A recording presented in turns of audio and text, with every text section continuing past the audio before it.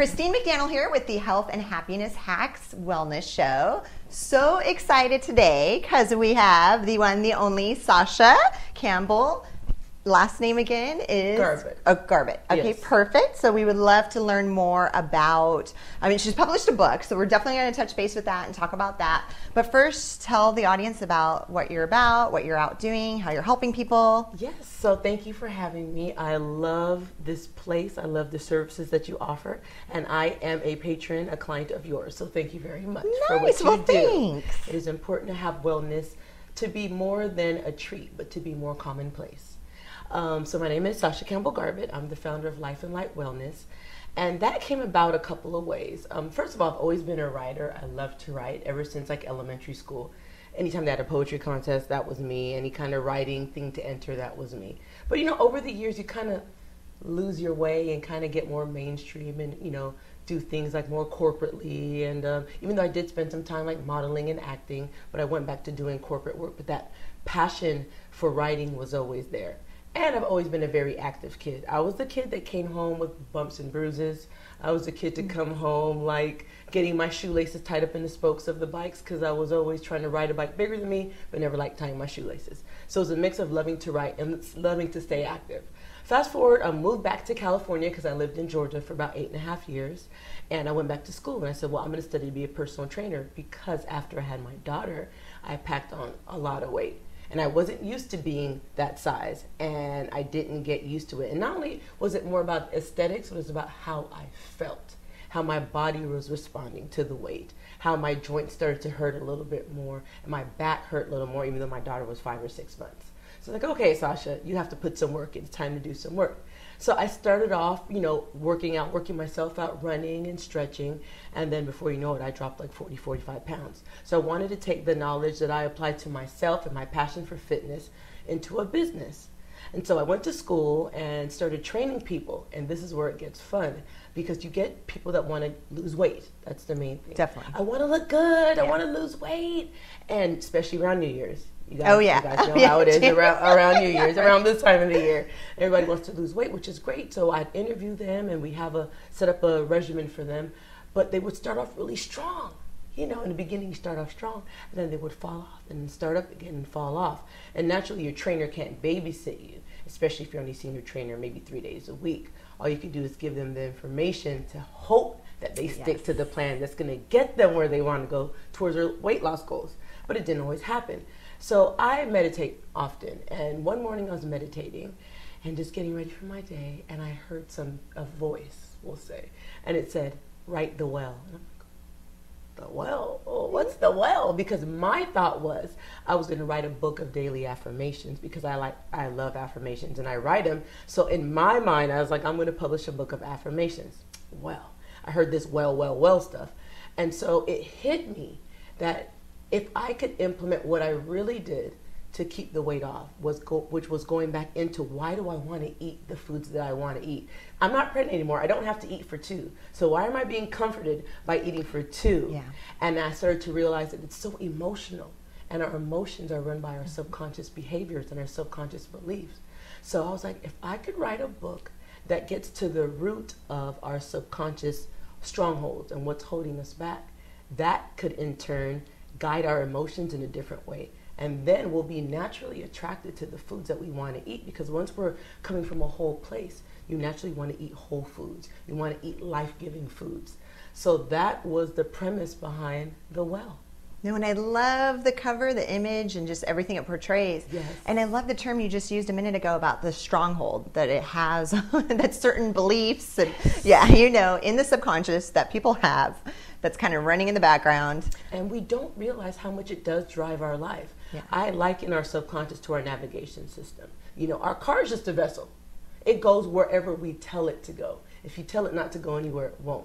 If you tell it to do this, in the instance of our body, if we tell it to do this diet, it will do it. But it's only going to go as far as the navigation is. So where's our navigation taking us? And more importantly, what's driving our navigational system? I know, right? And that's what it is. And then when I start to talk to people, and I start to revisit those clients again, and I would say, look, we need to let's just do some emotional coaching first. And at first they were like, whoa. But when we would do that, you would start to see that they were eating based on family traditions. Even though when they look back on their family, mom sick or died from an illness related to food. Dad died from the same thing, grandma, great-grandma. And then you realize the same environmental and emotional triggers that were kind of guiding them. You know, whatever their environment was, it was tough, or it was poverty, or was not feeling adequate enough, or was being abandoned by a loved one, they relied on food to comfort them during those times. So I would tell the people, let's get to the root of that. What do you believe about why you're wanting to eat? Why do you love sugar so much? Why do you love chips so much? Those are kind of the big things, caffeine. And then we start to, oh, that's why I like it. Well, that's why I feel like I always eat this. Because naturally, when we start something, we get really, really excited. Just like when I tell people, if you go to church on Sunday, or if you just come back from a motivational seminar, you're super stoked, you're super excited, you feel so good.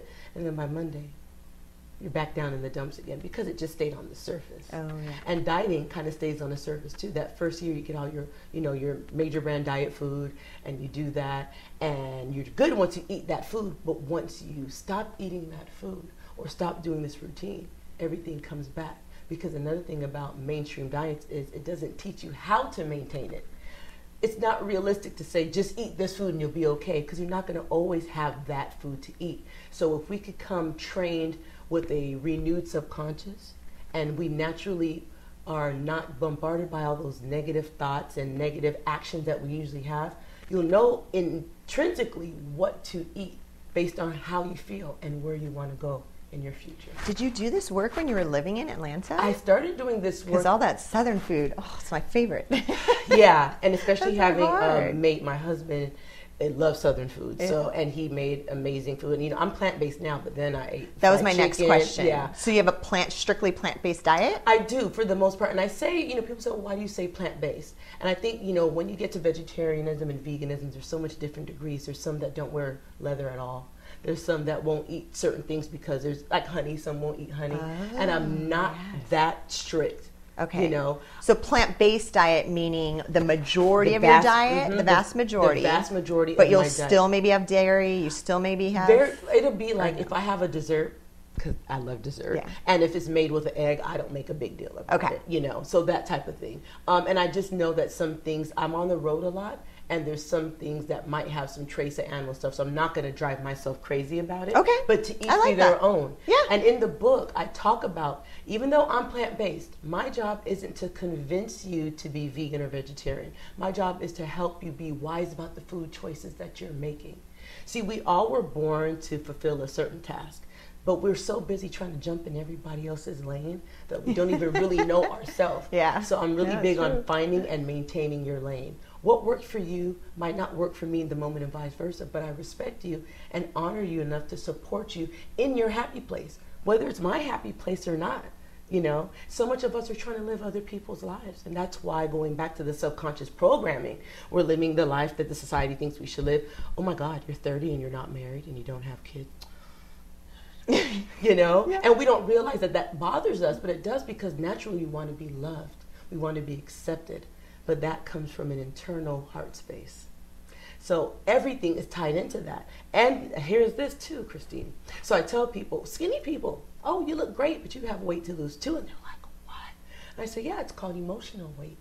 Because you might not be carrying it on your body, but if there's any blocks in your life, you might be blocked in your career, or blocked in your love life, or you've just been trying to reach a certain plateau and you can't get there.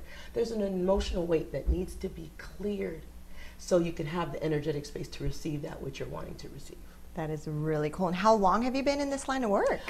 Actually just my 2 full years of okay, I'm going to be an entrepreneur. I'm going to dedicate my life to helping people get well intrinsically. It's your God-given, your birthright to live an abundant life. It's not for some. We grow up, we see people like, wow, that's cool.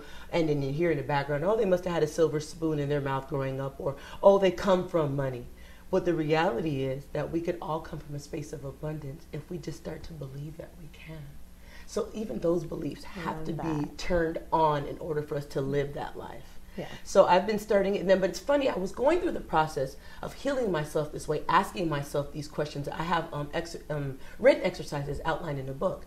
And I was asking myself these questions years ago, and then I just realized, wow, that was the groundwork for my business anyways. asking yourself, who told you to feel this way? Where did that thought process come from? What triggers it? It's simple questions. Yeah. It's a simple layout, but we have to be willing to do the work on ourselves, No, for sure. And that was my next question. What do you do for self-care yourself? So, recently I heard about self-care being, we get it kind of confused with pampering. Self-care is something that we should do on a daily basis. So it's great. I love getting my nails and feet done. I love getting my infrared saunas. I love getting colonics and facials. But self-care is really what it is, caring for self. And we should care for ourselves every day, whether we're getting pampered or not. Like I said earlier, I start my day off with meditation. That's a great way to center myself, to feel myself. So many of us don't even feel ourselves. And that's what I say, fitness begins from within, because fitness just translates as to health. Yeah. How can I maintain my health? How can I do that? Being quiet, being still. So I start my day off with meditation every day.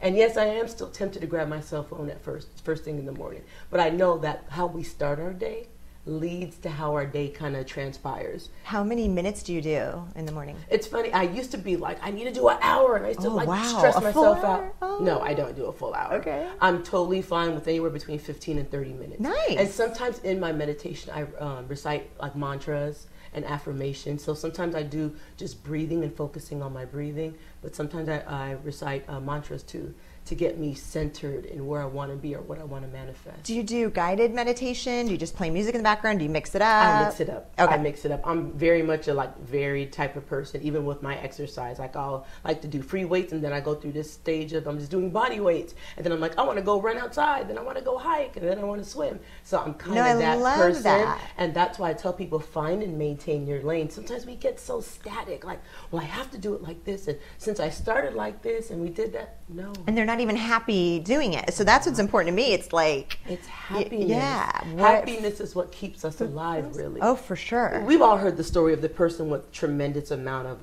physical wealth, money, and riches, but they're so miserable inside because they're really doing what they've been told they should do as opposed to what they were born to do, what makes them feel good, that happy place. And money, I know it's cliche, but money will never buy happiness. No. It helps, but it will never No, and the buy people, happiness. the richest people in the world say that, like, without a doubt, So I figure people like myself and yourself, we're rich in knowledge, we're rich in friendships and peace and having a vision for the world, and part of the reason I do what I do, and I will not train anyone physically anymore unless we've had a couple of emotional consultations, because that really helps jumpstart you.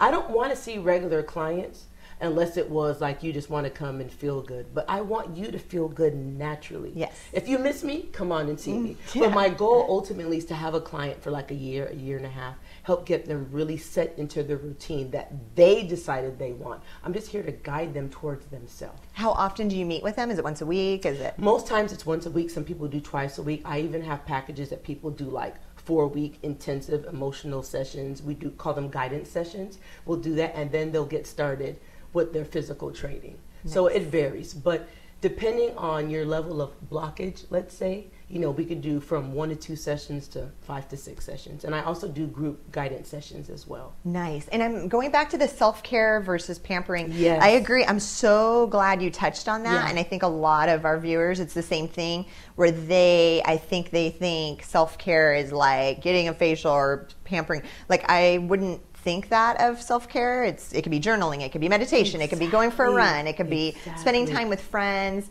just doing something for yourself. We can't ignore that. Once again, we get up, we roll out of bed, we make our coffee, we kiss the kids, like barely kiss them, graze them on their forehead, or pet the dog, and just like just run out the door. And then you're in traffic, you're driving with your knee, you're trying to check your message, you're glancing. It's like, who are you? What do you feel in this moment? And that has to be honored, and we just don't take the time to do that. So meditation is big for me. Also, eating well. That's not a pampering. I do my best. I'm not sure what 100% clean means, but once again, I maintain my lane. I start off my day mostly with smoothies. Nice. So I start off with like a plant-based, vegan protein shake. Yep. Protein powder, always add a bunch of greens to it, add a couple walnuts because they're really good for your brain. It's good to get focused. Then I'll add some mixed fruit, but it's good to balance out the protein with all the carbs and the sugar. You don't want to just do a total fruit because you're like up and then you guys come down. Yeah, and the Jamba Juice, back maybe that was at like 10 years ago, everybody thought they're being super healthy, and the sugar, the amount of sugar in those smoothies, because it was it's all fruit. And then some of it they add lemonade. Much respect to Jamba Juice because they were kind of a pioneer in their time. Like we didn't know where to go. Jamba Juice was bought NutriBullets and Vitamixes. Was like Jamba Juice, I'm healthy. You go in there, some of them have 50 grams of sugar. Oh no, that's 2 days worth of sugar in one beverage. I know. But we also know some other fancy, very popular name brand coffee spots that have a lot of sugar in their beverages too. And that's what people don't understand. It calorically, it might say 150 calories. So that's great. But if it has 30, 40 grams of sugar, you're not getting anything out of it. And it's just little things like that I try to inform people. I'm not a nutritionist, but I let them know that please seek out a nutritionist. However, this is the stuff that I suggest, or this is what I do for myself. People just don't know. If you don't know, you don't know. No, it's true. And that's what I'm here to help people do, to find themselves and realize a part of themselves that they never even knew. It's like, I could feel good. Yeah, and it doesn't have to be hard. It does not have to be hard feeling good, you guys. And a great for sugar, for people battling, and I know sugar, I'm guilty of it too. I love sugar, but I definitely have to cut it completely as low as I can, possibly, but I still love it. And Fed Up is a great documentary. I don't know if you've seen it. Okay. Fed Up. Yeah, that's a great, if you watch that, you're going to cut the sugar out. I don't know about you, but after I was done watching, I was like part sad and part mad. Like, I didn't, sugar is everywhere. Oh, we ate those sugary cereals as kids. We ate like the worst peanut butter and jelly with like the plain white bread and the peanut butter with a whole bunch of sugar, and the jam is like full of sugar. But our parents only did what they thought. No, exactly. They didn't know. Yeah, they didn't know. They didn't know. And they thought low fat was all good, and now we're seeing that fat is important. It's just for brain health. It's for your brain. No, and I'm always, I try to stress that too, where it's like, well, back in the 90s, it's like people were just in fogs because their brain wasn't even functioning because it was like the no fat diet. But we need that, the healthy fats, the avocado, the healthy ones, the coconut, the walnuts, we need that. But now there's some studies saying people that are having like early stage dementia, they start eating those oils, they're starting to see some healing in them. So that is super positive. Oh, good. So, but I'm just here like you to inform people of another way. And like in my book, I break it down into 3 sections. The first section, I have to be candid. I cannot talk about something if I'm not my own experiment. Mm-hmm. So I talk about my own sugar addiction. It was pretty bad.